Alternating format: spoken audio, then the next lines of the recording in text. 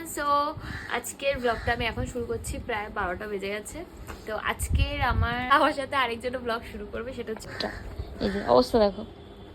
এই যে শোন শোন না ফ্রুটি, সবাইকে হাই বলে দে, সবাইকে হাই বলে দে, বলে দে না। এটা নিয়ে কি করছিস তুই, কি করছিস বল। এটা একজন আছে।